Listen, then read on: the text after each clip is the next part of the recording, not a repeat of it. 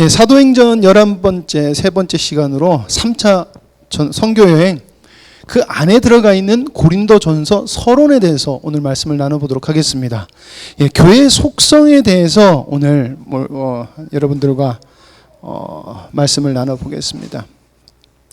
여러분들 아시다시피 먼저 말씀드렸지만 고린도전서를 서신을 보내게 된 이유는 바울이 2차 선교여행 때 세웠던 고린도 교회가 서로 분란이 있고 교회 안에서 어려움이 있다는 소식을 들어서 그 문제를 해결하고자 보낸 서신이에요. 그렇기 때문에 고린도전서는 교회가 가지고 있어야 되는 모습에 대해서 정확하게 그리고 있다는 것이에요. 분석을 해주고 문제에 대해서 가르쳐주고 해결 방법을 가르쳐주고 있다는 것이에요. 그렇기 때문에 우리도 고린도전서를 보면 그냥 읽는 것이 아니라 우리가 그리스도 하나님의 부르심을 따라 부르신 존재로서, 부르심을 받은 존재로서 바르게 살아가고 있는가를 고린도전서를 통해서 우리는 발견해야 된다는 것입니다. 자, 고린도전서는 고린도 교회의 문제에 대해서 지적하고 그리고 문제를 해결해 주는 거예요. 그 문제는 첫 번째 분열의 문제로 1장에서 4장 말씀으로 기록하고 있고요. 두 번째는 성적인 문제로 기록하고 있는데 5장에서 7장까지에 기록하고 있고요. 그리고 세 번째로는 음식에 관한 것 때문에 또 기록하고 있어요. 그게 8장에서 10장까지. 그리고 마지막으로 예배 모임에 대한 문제를 11장에서 14장까지 기록하고 있습니다. 그리고 나서 사도 바울은 부활과 마지막 인사로 고린도 전서를 마무리 지어요.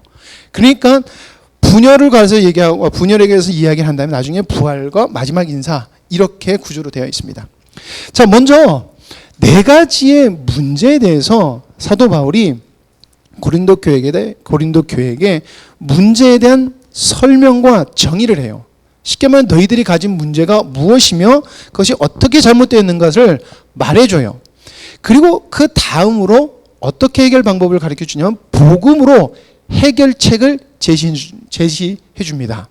그러니까 문제가 있어요. 이 문제가 어떻게 하나님의 말씀으로 잘못된 것이고, 그리고 이것을 해결하려면 너희들에게 필요한 것이 있는데 이게 바로 복음이다라는 것이에요. 그리고 그 복음은 다른 것이 아닌 하나님의 지혜인 예수 그리스도를 통해서 얻어지는 은혜예요. 여러분, 교회의 문제 해결함에 있어서 사도 바울이 명확하게 이야기하고 있는 것은 사람의 지혜가 아닌 하나님의 지혜인 예수 그리스도를 통해서 믿는 자들에게 허락하신 은혜가 너희들에게 해결책을 줄 거야 라고 이야기를 하고 있는 것입니다. 그리고 이것은 그리스도인의 삶, 교회의 모습이라는 것이에요. 이게 고린도 교회에게 편지 보낸 사도 바울이 문제를 해결하면서 기록한 것이에요. 그리고 이 복음으로 해결되는 예수 그리스도를 통해서 얻어지는 은혜는 그리스도인의 삶 속에서 인간관계, 가정생활, 공동체 삶, 그리고 직장생활 속 모든 전인적인 그 삶 속에서 예수 그리스도를 통해서 얻어지는 은혜가 생명으로 나타나야 된다라는 것이에요. 자, 근데 이것을 예수 그리스도로 얻어지는 은혜라고 하면서 말하고 있는 것이 바로 우리가 알고 있듯이 십자가 사건이에요. 여러분, 십자가 사건은 예수 그리스도께서 우리 죄를 위해서 십자가에 달려 돌아가심으로 우리의 죄가 사해지셨어요. 그렇죠? 그리고 예수님께서 죽으심으로 끝난 것이 아니라 뭐 하셨죠? 부활하신 거예요. 근데 그 부활이 누구와 연결되어 있다? 예수 그리스도께 속한 자, 쉽게 말하면 오늘 오전에 말씀 언약에 속한 자는 부활이 연결되어 있는 거예요. 그래서 사도 바울이 부활을 이야기하고 있어요. 그러면서 뭐라 그러면은 너희들이 분열을 하지 말아야 되고 하나 되어야 되는 이유도 너희들이 부활할 것 때문에 그래. 너희들이 거룩한 성적으로 타락해서는 안 되고 너희들이 성적으로 깨끗해야 되는 이유가 뭐야? 너희들은 부활할 것 때문에 그래. 너희들이 우상을 드리는 음식, 너희들이 구별되어야 되는 이유가 뭐야? 너희들이 나중에 예수 그리스도의 그 은혜를 통해서 부활할 것 때문에 그래. 너희들이 예배를 왜 바르게 드려야 돼? 너희들은 부활할 것 때문에 그래. 여러분, 부활하니까 또 갑자기 우리가 나중에 살아나는 거, 이렇게 우리가 생각할 수 있어요. 여러분, 부활은 뭐와 연결되어 있습니까? 부활은 재림과 연결되어 있습니다. 그러니까 여러분, 우리는 다시 오시는 주님을 기다리는 존재로서 분열하지 말아야 됩니다. 아니요, 예수님 안에 있는 자는 분열할 수 없다는 것입니다. 그 사람은, 부활에 속한 사람들은 분열할 수 없다는 것이에요. 주님께 속한 자는 자기 몸을 함부로 할 수 없어요. 왜요? 재림하실 주님이 오면은 우리는 새로이 육체로 있게 되는데 더럽힐 수 없다는 것이에요. 그리고 음식에 대해서 다른 사람에게 상처를 주고 결국에는 나를 포기하는 내용을 가지고 있는데, 왜 나를 포기해요? 다시 오실 주님 때문에 그렇다는 것이에요. 우리가 예배를 드릴 때 나만 은혜 받는 거 아니에요. 여러분, 예배는요, 섬기는 것이에요. 누굴 섬기는 것이에요? 여러분 옆에 있는 사람 섬기는 것이에요. 내가 은혜 받는 것이 아니라 여러분들 옆에 있는 사람을 세우는 것이에요. 더 나아가 우리가 예배를 드림으로 삶에 나가서 뭐예요? 모든 인간관계, 가정, 공동체, 직장에서 섬기는 것이에요. 왜요? 다시 오실 재림하실 주님이라는 것이에요. 그걸 누굴 통해서 만들어 가셨다? 하나님의 지혜인 예수 그리스도를 통해서 얻어지는 은혜. 이게 고린도 전서의 전반적인 내용이라는 것입니다. 자, 그래서 여러분, 우리 다시금 교회 성장에 대해서 지난주에도 나눴지만 다시금 한번 복습을 하면, 여러분, 예수님께서 약속하신 것이 있어요. 오순절 성령을 약속하셨어요. 자, 성령의 오심에 대한 열매가 바로 교회의 탄생이에요. 예루살렘 교회의 탄생이에요. 여러분, 예루살렘 교회는 무엇이다? 교회의 시작이다. 그래서 기독교의 시작이다 라고 했어요. 자, 교회가 시작되니까 시작돼서 성장하니까 어떤 열매가 맺어져요? 안디옥 교회라는 열매가 맺어져요. 근데 이 안디옥 교회는 무엇을 의미하고 있다? 그리스도인의 정체성이라고 말씀드렸습니다. 또 그리스도인의 정체성이 성장하니까 어떻게 돼요? 바로 에베소 교회라는 교회가 탄생해요. 에베소 교회는 무엇을 말한다고 했습니까? 구별된 기독교라는 것입니다. 구별된 존재라는 것입니다. 그러면 이 모든 것은 이것을 통해서 이러한 열매를 맺습니다. 바로 예수 그리스도와 성령의 충만함으로 말미암아 교회는 반드시 거짓을 물리치고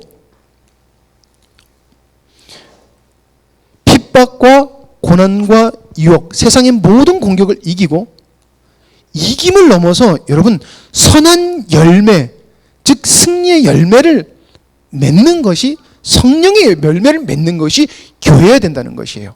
어떻게 보면요, 우리는 우리의 기준을 굉장히 높여야 돼요. 어디까지? 하나님의 수준까지 높여야 돼요. 왜? 교회는 누가 세웠어요? 하나님이 세웠기 때문에 그렇다는 것입니다. 여러분, 교회는 우리가 세우는 것이 아니에요. 교회는 예수 그리스도의 이름으로 성령에 의해서 세워지는 교회예요. 그것이 교회예요. 그리고 이 모든 교회는 이 모습이 나타내야 돼요. 왜? 성령이 교회 안에 계시기 때문에. 우리 이런 교회 안에라는 게 아니에요. 부르심을 받은 에클레시아, 우리 개개인 속에 성령님이 계시기 때문에 이 모습이 반드시 있다는 것입니다. 그래서 예수님께서 사도 바울이 계속해서 강조하는 것이 무엇입니까? 바로 다시 오실 주님을 기다려라 라고 하는 것이에요. 그래서 재림이라고 했고, 조금 전에 이거를 고린도 전서에서는 부활이라는 것으로 왔다는 거예요. 너희들이 예수 그리스도 통해서 나중에 재림 후에 얻는 것이 무엇이야? 부활이잖아. 부활이잖아.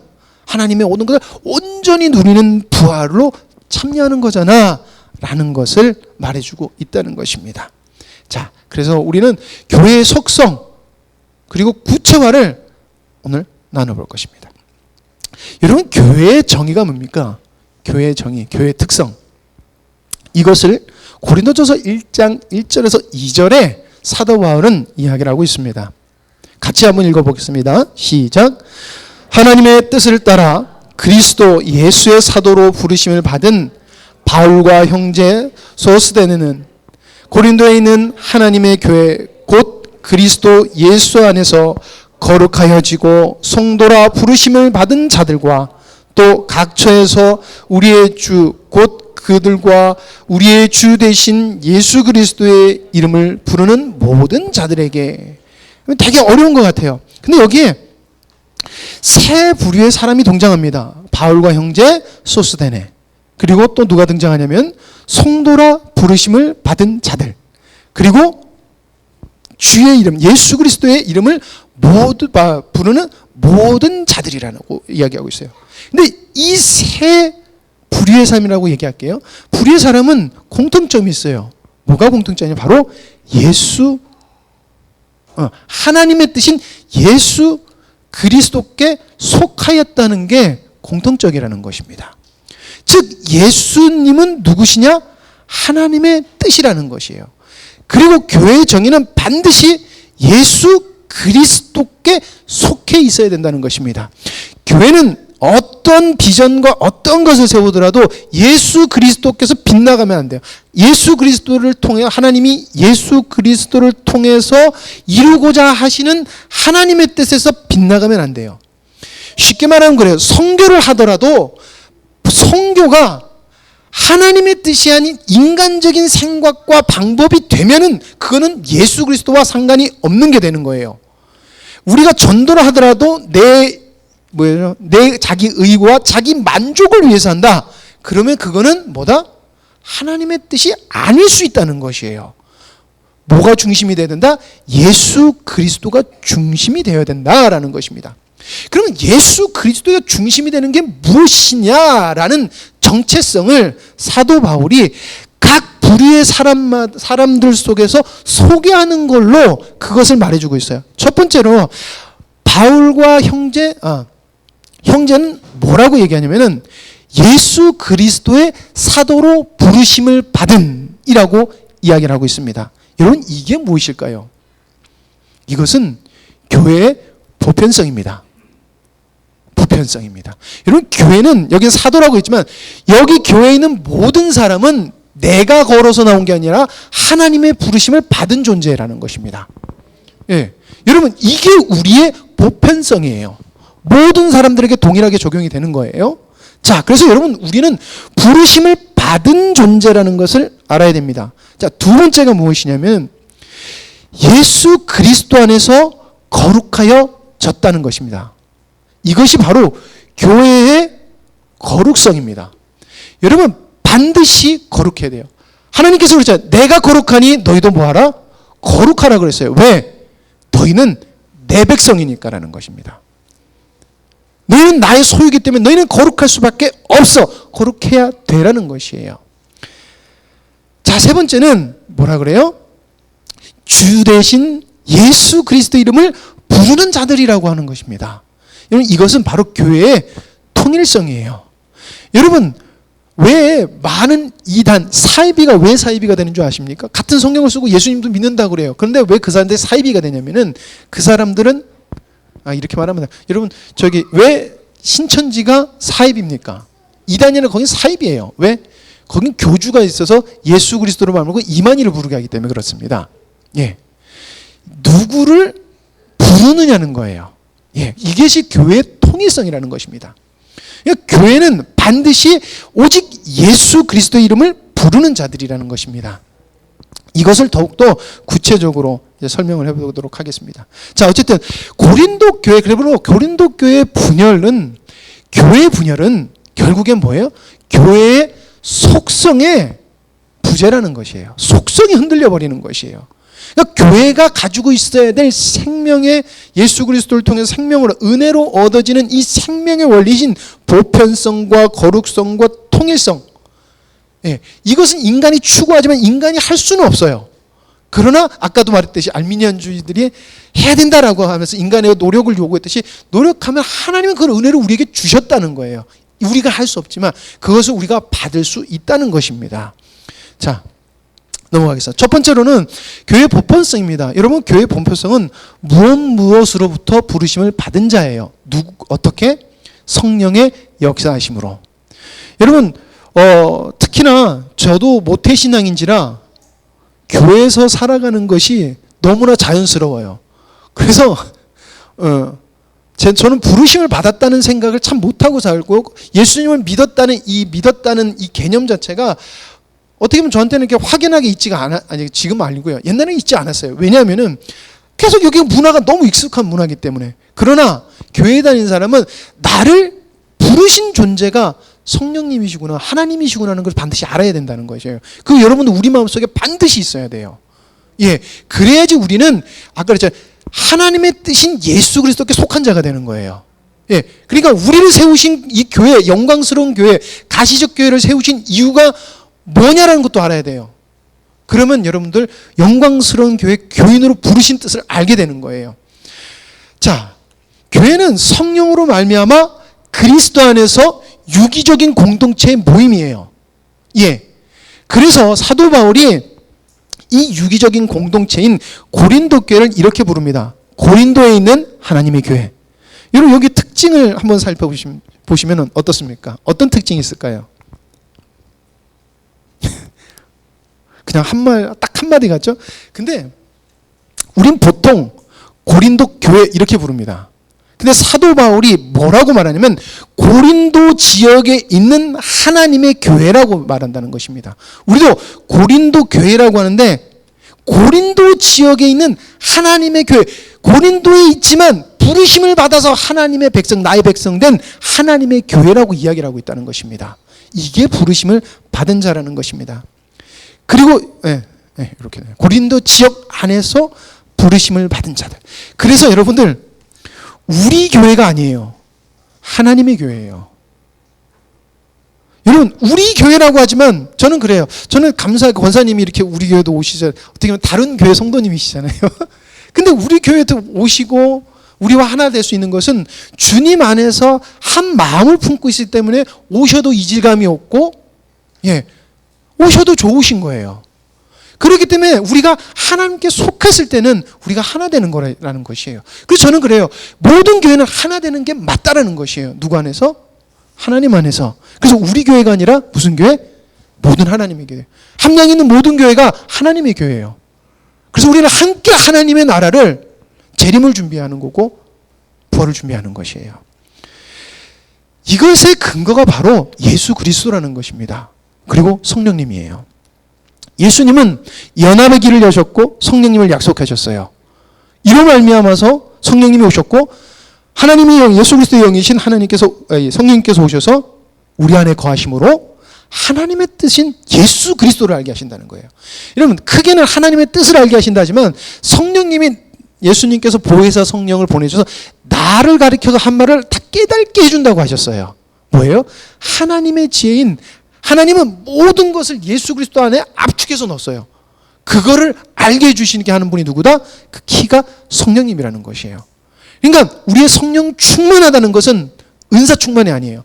예수를 알아감으로 예수를 통해서 얻어지는 은혜가 우리 삶에서 충만하게 나오는 게 성령 충만이라는 것이에요. 그래서 예수 그리스도가 사랑하셔서 사랑하고 하나님이 충만했고 희락, 화평, 자비, 양존, 충성 이런 모든 것이 충만한 게 그래서 성령의 열매라는 것입니다. 자, 두 번째는 거룩성입니다. 여러분 거룩하다는 것은 착하다는 거하고는 여러분 다릅니다. 제가 자꾸 말씀드리지만 여러분 착한 사람 예수님 잘 믿는 사람 아니에요. 착한 사람은 성격이 좋은 거예요. 예, 교회는 거룩해야 됩니다. 예, 거룩한 것은 굉장히 중요해요. 왜냐하면 부르심을 받았다는 증거입니다. 그리고 예수 그리스도께 속하였다는 증거예요.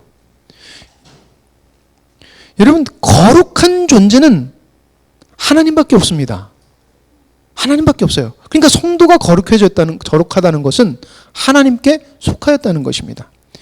자, 그런데 고린도에 있는 교회를 하나님의 교회, 그러니까 부르심을 받은 너희들이 어떤 존재냐라고 사도 바울이 이렇게 이야기를 하고 있습니다. 고린도에 있는 하나님의 교회, 곧 예수 그리스도 안에서 거룩하여 지고, 과거형을 썼어요. 여러분 우린 거룩하여 졌어요. 근데 누가 거룩해지냐? 성령이 충만한 자, 그러니까 하나님이 예수 그리스도가 내 주인 되시는 삶을 살아가는 자.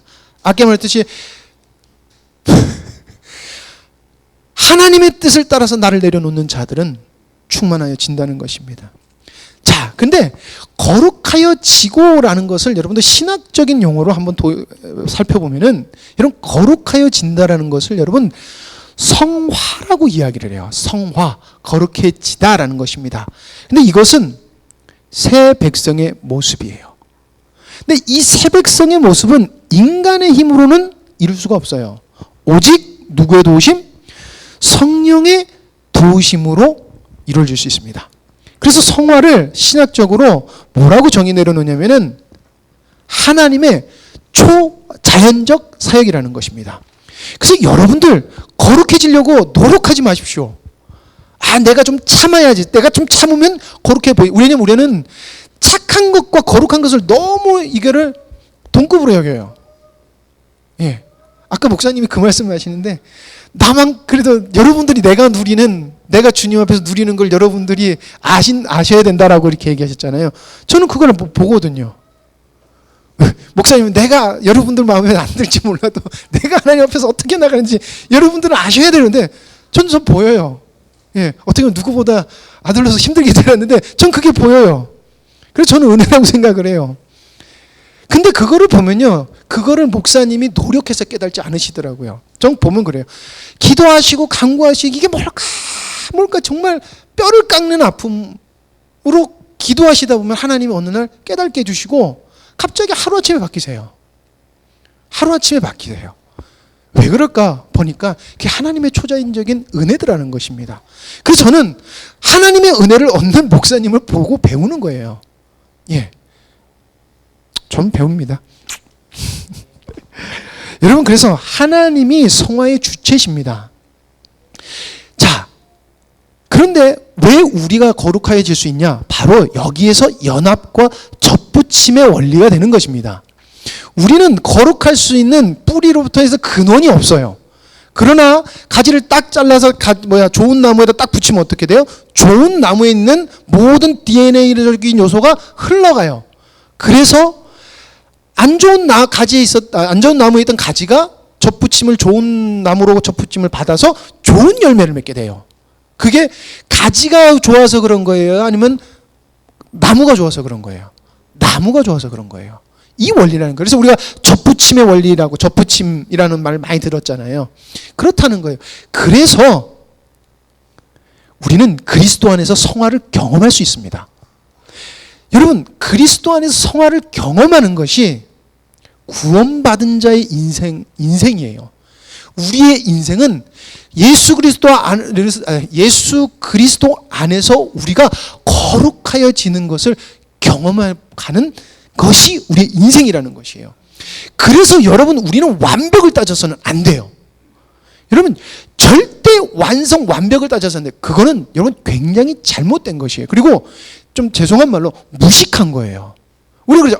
은혜 받았다면서 왜 그래? 이거는 성화에 대해서 모르는 거고 하나님이 어떻게 인생에게 역사하시는지 몰라서 그런 거예요. 여러분, 우리는 성화라는 것을 이 땅에서 이룰 수 있다라고 생각하는데 성경은 아니라고 이야기를 하고 있어요. 그것은 반드시 부활하고 연결이 되어 있다고 되어 있습니다.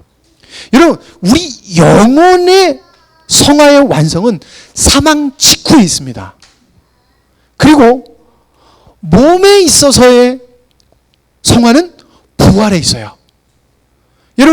여러분들 우리 정말 주님 앞에서 사모하고 주님의 거룩한 거 누리고 싶잖아요. 근데 안 되잖아요. 계속 끌어다니는 걸 알잖아요. 뭔가 나를 방해하는 게 느껴지잖아요. 왜 그럴까요? 타락한 육체를 입고 있어서 그렇다는 것이에요. 그래서 왜 우리가 주님 오실 날이 그렇게 기대가 돼요? 이 땅에서 주님 안에서 거하는데 성화가 되어 가는구나 깨닫는데 최종적으로 정말 주님 앞에서 너무나 완벽하고 하나님께 기쁨이 되는 모습을 언제? 주님 다시 오셨을 때 우린 그 모습을 얻고야 마는 거네. 이 사모함이 있는 거예요. 벗고 싶은 내 모습인데 그걸 언제 얻어? 주님 오시면 얻네. 그런데 하나님이 그래요.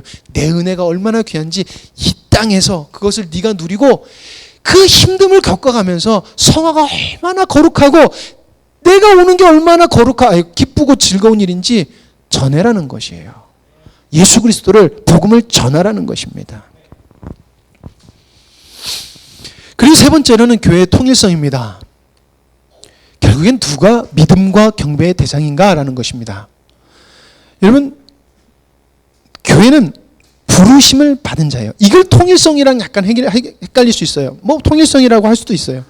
근데 부르심을 받은 자들이 하는 게 있어요. 그게 바로 예수 그리스도의 이름을 부르는 자라는 것입니다.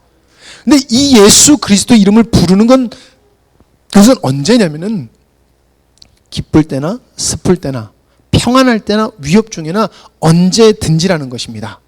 그래서 초대교회 목숨을 위협받음에도 불구하고 그리스도인들이 예수 그리스도 이름을 불렀기 때문에, 고백했기 때문에 그들을 뭐라고 불렀냐면은 예수 그리스도 이름을 부르는 자들이라고 그랬어요. 요 당시만 해도, 요 역사, 지금 고린도 교회 요 역사만 해도 아직은 로마가 교회를 핍박하지 않아요. 근데 조금 몇 년 뒤부터는 황제가 바뀌면서 정책이 바뀌어요. 왜냐면은 자기의 정권 때문에 교회를 핍박해야 되기 때문에 바뀌어요. 그래서 교회에 말도 못하는 핍박이 거기서부터 시작돼요. 그랬잖아요. 우리가 십자가에 달려 죽고 태워 죽고 사자밥에 죽고, 이게 정치적인 요소하고 맞물려요. 그때 그들이 했던 게 뭐예요? 예수 그리스도 이름을 부르고 죽었어요. 이게 교회의 통일성이라는 것입니다. 왜 그러냐는 것입니다. 그분은 선지자들이 예언한 메시아라는 거예요. 구원자라는 거예요. 그리고 그냥 구원자가 아닌 그분은 우리의 전능하시며 주권적이신 소유주고 통치자라는 거예요. 하나님이라는 거예요, 여러분들. 그분은 하나님이라는 거예요. 구원자 하나님. 그래서 예수 그리스도가 주인 되시는 게 바로 교회의 통일성입니다. 여러분, 이 고백을 누가 보여줬냐면 바로 베드로가 보여줘요. 이런 베드로가 무엇이라고 그랬으면, 야, 사람들이 나를 누구라 하느냐 라고 했을 때 베드로가 뭐라고 했죠? 우리가 잘 아는 말, 주는 그리스도시요 살아계신 하나님의 아들입니다 라고 했을 때, 아우 베드로야, 네가 엄청난 것을 깨달았구나 라고 하지 않았어요. 뭐라고 그러냐면 그것을 하나님께서 알게 하셨다라고 그랬어요. 그 고백을 하나님께서 해주셨다 그러고, 그 고백 위에 뭘 세우겠다고 하셨어요? 반석 위에 내 교회를 세우겠다고 하셨어요. 근데 그 고백이 뭐예요? 이거예요. 그분은 우리의 구원주고 주님이시다라는 거예요. 근데 이 이야기를 할 때만 해도 베드로는 자기 마음대로 살아갔어요. 예수님을 쫓아 살아간다 했지만은 자기 뜻과 자기의 목적이 되는 삶을 살아갔어요. 그러나 그가 십자가에 달린 십자가의 사건과 부활의 사건을 거치고 성령님이 그 안에 오심으로 말미암아 그 인생이 어떻게 됐어요? 바뀌었어요. 근데 그걸 예수님께서 예언하셨어요. 뭐라고 그래요?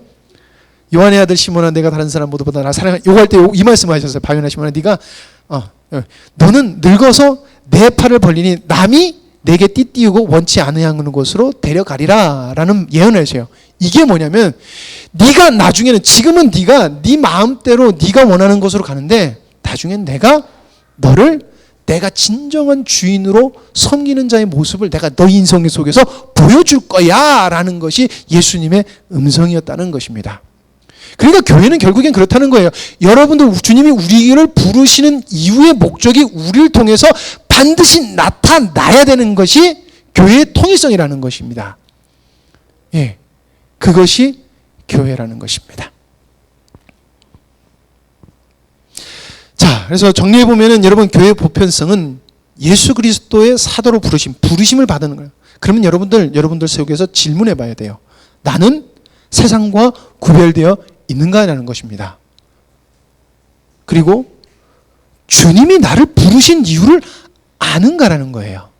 여러분, 오전에 말씀을 들으면서 옛날에 제가 이렇게 공부하다가 적어놓은 것이 하나 있는데, 여러분, 노아 이야기하실 때 그랬어요. 노아를 하나님이 그랬어요. 너를 위하여 방주를 지어라 라고 했는데, 그 너를 위하여라고 하는 그 말을, 너를 위하는 것을 노아를 위한 게 아니라, 노아, 너는 누구냐? 너는 나의 언약을 맡은 자로서 나의 언약이 흘러가려면 네가 뭐 해야 돼?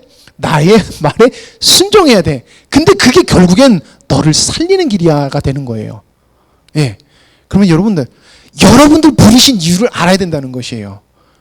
그러니까 하나님이 그랬잖아요. 목사님이 기도해라고 하면 여러분들 위해서인데, 그게 여러분들 인생에서 덕이 되고, 그러니까 하나님은 노아를 부르실 때 그 노아를 살려주실 것에 관심이 더 있으신 게 아니에요. 언약이 흘러가는 것에 관심이 있으신 거예요. 우린 계속 노아를 살려주시는 하나님으로 생각하지만은 노아는 그렇잖아요. 목사님 오전에 설교도 노아가 홍수가 지난 다음에 실수를 했어요. 정말 하나님의 은혜를 바로 갔다면 실수를 안 했을 것 같고 그게 흘러가야지 맞는데 아니었잖아요. 따라서 부르신 이유를 여러분들 반드시 알아야 된다는 것입니다. 자, 그러면 구별돼서 살아간다는 거예요. 거룩하게 살아간다는 것이에요. 여러분, 노아는 바보처럼 살아갔지만 바보처럼 살아간 게 거룩한 거예요. 왜? 하나님의 뜻을 쫓아 살아갔기 때문에 그런 겁니다. 여러분, 예수 그리스도 안에서 우리는 거룩하여졌어요. 이것은 여러분 선포예요. 그러면 여러분들 물어봐야 돼요. 우린 계속 주님의 힘으로 거룩해지려고 하느냐 아니면 내 힘으로 계속 거룩해지려고 하느냐라는 것입니다. 여러분, 우리는 반드시 내가 내 힘으로 거룩해질 수 없구나라는 것을 하나님 반드시 깨닫게 하세요. 아, 내가 할 수 있는 게 아니구나. 정말 주님밖에 없구나라는 것을 우리 삶 속에 깨닫게 하시는 주님의 손길이 우리에게 있을 줄 믿습니다. 그리고 세 번째가 통일성. 주 대신 예수 그리스도의 이름을 부름. 여러분, 교회가 분열할 수 없는 이유는 주님이 주인 되시기 때문에 그래요. 예. 우리의 통치자, 교회는 예수 그리스도가 우리의 머리이시고 통치자이시고 구원자이시고 주인이에요. 그리고 때문에 교회는 분열해서는 안 돼요. 반드시 하나가 돼야 되는 게 맞는 거예요. 그 길은 아까도 말했지만 우리가 성령 안에 거하는 길밖에 없어요. 자기를 내려놓고 거하는 길밖에 없다라는 것입니다. 그래서 여러분들, 교회의 정체성, 보편성, 거룩성, 통일성, 이게 우리 안에 있는지 여러분들 돌이켜보시면서 일주일 동안 우리가 얼마나 주님 안에서 많은 은혜를, 또 주님이 주신 은혜를 우리가 깨닫고 사는지 돌이켜보시면서 한 주 주님의 은혜 가운데 거하시길 바랍니다. 기도하십니다. 아버지 하나님, 감사합니다. 계속해서 저희들에게 말씀해 주시고 주님의 귀한 은혜를 주시니 감사합니다. 아버지 하나님, 저희들에게 특별하게 십자가의 복음과 창조 의도라는 하나님 귀한 말씀을 주신 것은 우리가 잘나서가 아닌 이 말씀을 세상에 나타내 보여라 라고 하는 주님의 부르심임을 저희들이 다시 한번 생각하며 우리가 할 수 없음을 주님 앞에 고백하며 주님이 일하실 수 있도록 우리의 모든 것을 내려놓고 주님이 일하실 수 있는 그 장을 만들어 드리는 저희들 되게 하여 주시옵소서.